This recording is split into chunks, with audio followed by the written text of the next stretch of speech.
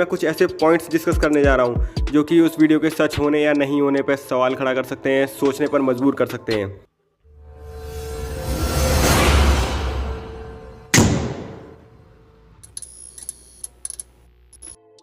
तो दोस्तों पहला पॉइंट तो ये है कि जब मैं इस वीडियो के बारे में रिसर्च कर रहा था तो मैंने देखा कि जेवियर का अकेला इंसान नहीं है जो कि अपने टाइम ट्रैवलर होने का दावा करता है। ऐसे कई सारे लोग हैं जो टाइम ट्रैवलर होने का दावा करते हैं। तो एक सवाल ये उठता है कि केवल फेमस होने के लिए ये लोग ऐसा करते हैं, तो जेवियर उनमें से एक हो सकता है। तो पहला पॉइंट है कि ये उसने फेमस होने के लिए किया है और इस बात में कोई सच नहीं है, या हो सकता है। तो दोस्तों एक पॉइंट है कि जेवियर ने कई सारी इन्फॉर्मेटिव चीज़ें हमको अपने टिकटॉक वीडियोस के ज़रिए बताने की कोशिश की। तो जो मेरा पॉइंट है वो है कि जो इन्फॉर्मेशन उसने दी है, क्या वो इन्फॉर्मेशन काफ़ी है या नहीं। आइए देखते हैं इसके बारे में कि वो इन्फॉर्मेशन कितना हेल्पफुल रही हमें ये पता करने में कि वो सच बोल रहा है या फिर झूठ बोल रहा है। दोस्तों सबसे पहला पॉइंट है टेक्नोलॉजिकल अपडेट। अगर कोई भी इंसान ऐसे टाइम में टेलीपोर्ट हो जाता है और अगर वो इन्फॉर्म कर सकता है किसी भी ज़रिए से, तो अगर वो यकीन दिलवाना चाहता है तो सबसे अच्छा माध्यम होगा कि वो टेक्नोलॉजिकल अपडेट्स के बारे में इन्फॉर्म करे, जिससे ये पूरी तरह से साबित हो जाएगा और लोगों को यकीन करने में आसानी होगी कि वो सच बोल रहा है। दोस्तों टेक्नोलॉजिकल अपडेट में वो दे सकता है हमें किसी कार का नया मॉडल जो कि हम लोगों ने नहीं देखा हुआ है, जो कि 2021-22 तक आया ही नहीं है और 2025, 26, 27 में आया हुआ हो। अगर वो ऐसा कुछ दिखाता है तो इससे हमें यकीन हो जाएगा कि वो जेवियर सच बोल रहा है। वो किसी भी शॉप में अगर जा सकता है, जैसा कि उसने अपने वीडियोज़ में दिखाया है, तो वो किसी भी शॉप में जाकर किसी आईफोन का मॉडल दिखा सकता है, जो कि काफ़ी होगा यकीन करने के लिए कि जेवियर सच बोल रहा है। और दोस्तों दूसरी इन्फॉर्मेटिव चीज़ हो सकती है कि वो हमें बताए कि कौन सी गवर्नमेंट स्पेन में है, या फिर अमेरिका का प्रेसिडेंट कौन है, या फिर इंडिया का प्रेसिडेंट प्राइम मिनिस्टर कौन है, या फिर सोशल हालात कैसे चल रहे हैं, या फिर मीडिया क्या चल रही है। वो ऐसे कोई भी अगर इन्फॉर्मेशन हमें दे सकता है या अपडेट दे सकता है, तो ये एक अहम जानकारी होगी बाकी लोगों को ये यकीन दिलाने में कि जेवियर सच बोल रहा है। और दोस्तों एक पॉइंट है जो मुझे काफ़ी परेशान कर रहा है कि जेवियर अगर 2021 से 2027 में जा चुका है तो 6 साल काफ़ी होते हैं बहुत सारे कंस्ट्रक्शन होने के लिए, सिटी के डेवलप होने के लिए। अगर वो वेलेंसिया में है तो वेलेंसिया में कोई ना कोई ऐसा कंस्ट्रक्शन ज़रूर हुआ होगा 6 साल के अंदर, जो कि काफ़ी बड़ा हो सकता है, कंसीडरेबल हो सकता है और हमें ये विश्वास करने में मदद कर सकता है कि जेवियर सच बोल रहा है। पर उसने ऐसा नहीं किया, जो कि सवाल खड़े करता है कि जेवियर सच बोल रहा है या नहीं। और दोस्तों अपने आप को सच साबित करने में एक पॉइंट ये हो सकता है कि अगर वहाँ पर सच में कोई नहीं है रोकने टोकने वाला, कोई सिक्योरिटी नहीं है, तो जेवियर किसी चीज़ पर किसी भी जगह पर जाकर तोड़फोड़ करके हमें दिखा सकता है। उसके वीडियो में हम देख सकते हैं कि वो पुलिस स्टेशन में जाता है लेकिन गेट लॉक होता है। तो अगर वो सच बोल रहा है तो ये प्रूव करने के लिए वो पुलिस स्टेशन का गेट तोड़ सकता था, क्योंकि वहाँ पर कोई नहीं है तो उसे कोई किसी तरह का मुश्किल का सामना नहीं करना पड़ता और ये हम लोगों को यकीन करने में आसानी होती कि जेवियर सच बोल रहा है, मगर उसने ऐसा नहीं किया। और दोस्तों एक पॉइंट जो सबसे पहले जब मैं वीडियो देख रहा था तो मेरे दिमाग में आया कि अगर कोई बंदा इस तरह से फंस जाता है, किसी टाइम में टेलीपोर्ट हो जाता है, तो सबसे पहले वो बंदा पैनिक होगा। और अगर कोई मीडियम होगा इन्फॉर्मेशन देने का, SOS भेजने का, तो सबसे ज़्यादा ज़रूरी वो उसी को समझेगा और कुछ ऐसा करने की कोशिश करेगा जिससे उसे किसी तरह की हेल्प मिले और वो अपनी जानकारी दूसरों तक पहुंचा सके। लेकिन हम वीडियो में देख सकते हैं कि जेवियर वहाँ पर व्लॉगिंग कर रहा है। जेवियर वहाँ पर ब्लॉगिंग कर रहा है, वो कोशिश नहीं कर रहा है कि हमें ये प्रूव करने के लिए, क्योंकि अगर वो प्रूव करना चाहता तो जो पॉइंट्स मैंने बताए उनमें से वो कुछ भी कर सकता था, लेकिन उसने ऐसा नहीं किया। तो ये उसकी एग्जिस्टेंस पे सवाल खड़े करते हैं कि वो सच बोला है या नहीं।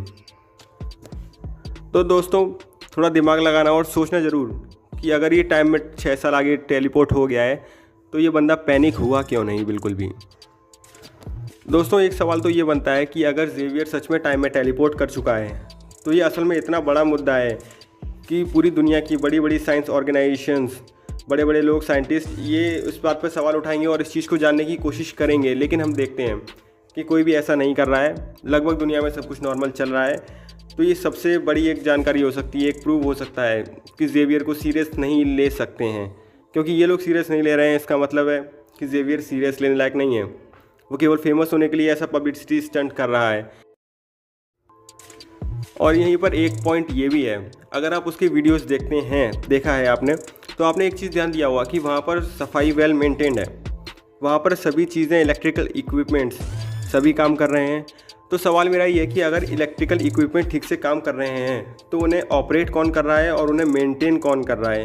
अगर आपको थोड़ा इलेक्ट्रिकल जनरेशन के बारे में पता हो तो पावर प्लांट पे कई लोगों को ये काम करना पड़ता है, उस पर मेंटेनेंस पे ध्यान देना पड़ता है, वरना ये continuous supply of electricity possible ही नहीं है। लेकिन जेवियर की वीडियो में हम देख सकते हैं कि सब कुछ पॉसिबल है, इंसान नहीं है। इंसान नहीं होने के बाद भी वो सारे काम हो रहे हैं जो इंसान और इंसानों की ज़रूरत पड़ती है जिन्हें करने के लिए। तो देखते हैं, ये भी एक सवाल खड़ा करता है। दोस्तों इस पर सोचिएगा ज़रूर। और दोस्तों उसके वीडियो में हम देख सकते हैं कि वहाँ पेड़ पौधे हैं, तो पेड़ पौधे होने में अजीब क्या है। दोस्तों जेवियर के हिसाब से वहाँ पर कोई जानवर नहीं है, तो हम ये मान सकते हैं कि वहाँ पर सच में कोई जानवर नहीं है उस दुनिया में। और अगर जानवर नहीं है तो वहाँ के पेड़ पौधे कैसे जीवित हैं, क्योंकि ये इकोसिस्टम को, इको एनवायरनमेंट को एक तरह से डिसबैलेंस है ये उसमें, कि वहाँ पर कोई जानवर नहीं है जिससे उन्हें कार्बन डाइऑक्साइड इनफ अमाउंट में नहीं मिल सकता है, ऑक्सीजन मिल सकता है। जेवियर ज़िंदा हो सकता है क्योंकि पेड़ हैं, लेकिन पेड़ों को ज़िंदा होने के लिए कार्बन डाइऑक्साइड चाहिए। एक बैलेंस वहाँ पर इन्वायरमेंट के लिए नहीं है, तो ये सवाल खड़े करता है। अब दोस्तों मैं जो आपको बताने जा रहा हूँ ये पॉसिबिलिटीज़ हैं कि अगर ये एक होक्स है तो उसने ये चीज़ें किस तरह से की होंगी। चलिए एक अंदाज़ा लगाते हैं। पहला चीज़ है कि जिस जगह पर वो जाता हो सकता है कि वो उस काम में अकेला ना हो। सोचिए कि वो जिस जगह पर जाता है और जहाँ पर लोगों का जाना अलाउ नहीं है, तो हो सकता है कि वो गार्ड को पैसे देकर आगे जाता हो, या फिर गार्ड उसकी जान पहचान का हो, या उसकी जान पहचान के किसी के जानने वाला हो सकता है। तो ये पॉसिबिलिटी है कि उस काम में वो अकेला ना हो। दोस्तों दूसरी पॉसिबिलिटी है लोगों के ना होने का, जैसा कई लोगों ने कमेंट में भी बताया है और कई साइट्स पे लोगों ने कवर किया है। एक पॉसिबिलिटी है कि हो सकता है कि उसने वीडियोस ऐसे समय पर जाकर बनाए हैं जहाँ पर जिस समय लोग आते नहीं हैं। मान लीजिए सुबह का टाइम हो गया या फिर शाम का ऐसा टाइम हो गया कि उस पब्लिक प्लेस पर लोग नहीं आते हैं, तो ये एक पॉसिबिलिटी है। या फिर ये हो सकता है कि इन सभी चीज़ों का एक कॉम्बिनेशन उसने यूज़ किया हो, ये भी हो सकता है। और एक पॉसिबिलिटी है दोस्तों, जैसा कि हम जानते हैं कोरोना वायरस, लॉकडाउन। तो ये लॉकडाउन एक ऐसी चीज़ है जिसने हेल्प की है जेवियर को वो चीज़ें करने में जो फेमस होने के लिए वो करना चाहता था, मतलब एब्सेंस ऑफ लिविंग बींग्स। और जो छोटे मोटे जानवर या फिर कुछ होंगे उन्हें वो हटा सकता है फोटोशॉप या किसी चीज़ के ऐप की हेल्प करके। बाकी लॉकडाउन ने उसकी बहुत मदद की गई हो सकती है। तो दोस्तों जैसे मैंने आपको बताया कि छोटे मोटे जानवरों को वो हटा सकता है फ़ोटोशॉप का यूज़ करके या अदर एप्लीकेशंस का यूज़ करके। और कई लोगों ने मुझे बताया और रिसर्च करने के बाद मैंने ये जाना कि ये हो सकता है कि उसने किसी तरह के रेंडरिंग सॉफ्टवेयर का या फिर 3D मॉडलिंग सॉफ्टवेयर या किसी गेम जनरेटर का यूज़ किया हो, जिसकी मदद से उसने एक 3D मॉडल बनाया हो, उसके बाद लोगों को गायब किया हो उसने, या फिर खाली मॉडल ही जनरेट किया हो और उसका एक वीडियो उसने लिया हो। और ये आज के ज़माने में कोई बहुत बड़ी बात नहीं है, क्योंकि हम टेक्नोलॉजी में इतना आगे जा चुके हैं कि दोस्तों रियलिटी में और फिक्शन में फ़र्क करना बहुत मुश्किल हो चुका है। तो दोस्तों ये थी मेरी एनालिसिस जेवियर के पूरे केस के बारे में। और दोस्तों आप लोगों का क्या मानना है इस पॉइंट्स पर जो भी मैंने बताया, या फिर आपकी एनालिसिस जेवियर के केस के बारे में, आप मुझे कमेंट करके बता सकते हैं कमेंट सेक्शन में। और दोस्तों अगर ये वीडियो आपको इन्फॉर्मेटिव लगा हो और इंटरेस्टिंग लगा हो तो वीडियो को लाइक कर दीजिए और सब्सक्राइब कर दीजिए।